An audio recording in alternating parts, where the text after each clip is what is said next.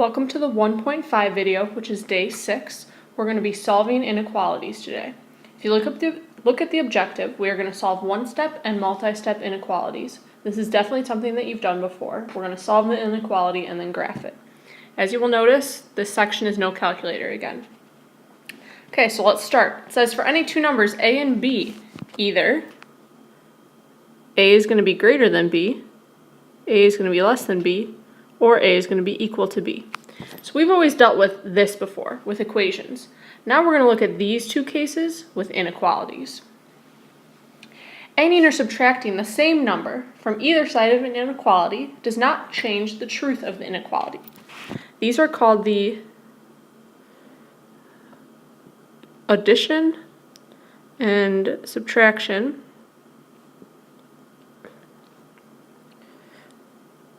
properties of inequalities.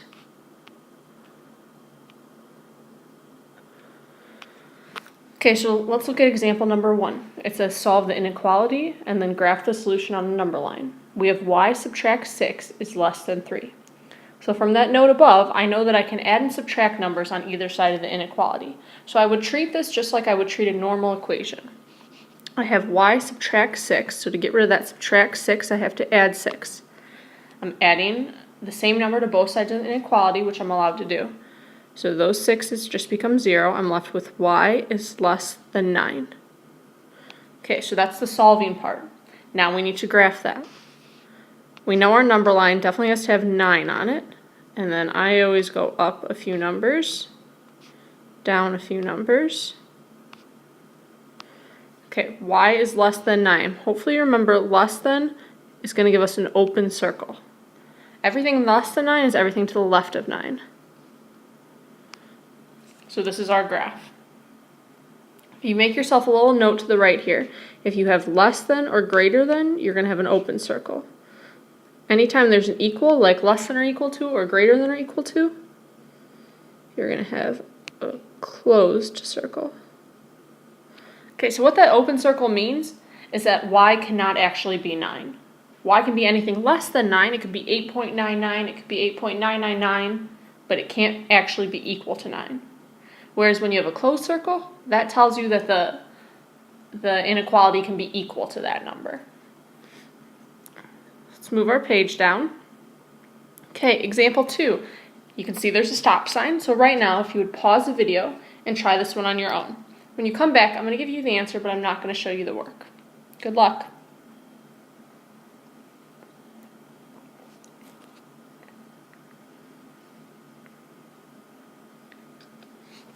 Okay, you should have had a chance to try this one on your own. After solving, you should have gotten x is greater than or equal to 5. You should have just solved this like you would solve a normal equation. So I probably would have added 3 to both sides, get your x's together.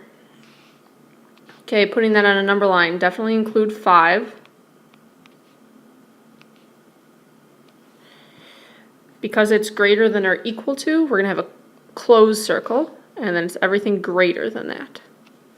Again, remember that the closed circle means that x can actually be equal to 5. So it can be 5 and it can be everything above that. So hopefully that one went well for you. If you got that wrong, go back and find your mistake and fix it, please. When you come to class, I'm going to be expecting that you have the correct answer with the correct work. Okay, so those are basic inequalities. Now we're going to kind of get a step up. So if you could turn to page 16, please. Okay, so we have another note at the top. Multiplying or dividing an inequality by a negative number will flip the sign of the inequality. Okay, so on the first page, I told you we could add or subtract the same number to both sides of the inequality. We can also multiply or divide the inequality, both sides. But if you're multiplying or dividing by a negative number, you have to flip the inequality sign. So we're going to do example 3 and see where that happens. The first thing that I'm going to do is I'm going to distribute the negative 6 on the left side. So negative 6 multiplied by negative 4 becomes positive 24v, and then subtract 18. Okay, so -6 was a negative number, yes, but it's not something that we multiplied both sides of the equation by, so we don't need to flip the inequality. On the right side, I'm going to distribute the 3, so I have 30v, add 9. Okay, so I need to get the v's on one side and the constants on the other side, so I'm going to subtract 30v. I could have subtracted 24v, but I'm going to subtract 30v. So 24 subtract 30 becomes -6v, minus 18 is less than or equal to 9. If I add 18 to both sides, I get -6v is less than or equal to 27. Now I need to divide everything by -6. Because I'm dividing by a negative number, this inequality sign is going to flip. So I'm going to end up with v is greater than or equal to 27 divided by -6. We know that both of those are divisible by 3. So 27 divided by 3 becomes 9. 6 divided by 3 becomes -2. So here's my solution. V is greater than or equal to -9/2 or 9 over -2. Okay, so I'm going to change that to a decimal because it's a little bit easier. Hopefully you know that 9 divided by 2 is -4.5. So I'm going to have -4, -3, -2, -5, -6. Okay, it's greater than or equal. So we're going to have a closed circle at 4.5, which is between -4 and -5, and it's everything greater than that. So it's all this stuff to the right. So you just have to remember, if you're multiplying both sides of the equation or multiplying both sides of the equation by a negative number, you have to remember to flip the inequality. If it's positive, you don't have to flip.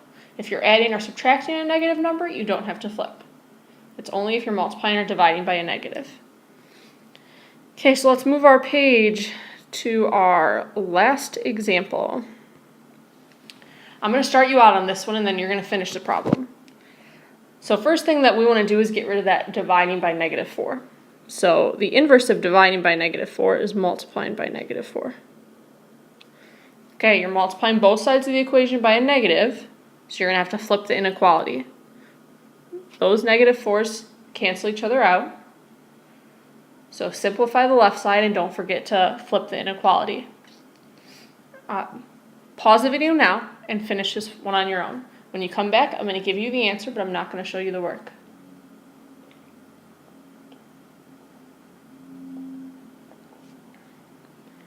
Okay, hopefully you had a chance to finish this one. You should have ended up with y is greater than or equal to 9 over -27. If you simplify that, you get y is greater than or equal to -1/3. On your number line, -1/3 is between 0 and -1, closer to the 0 though. It's going to be a closed circle.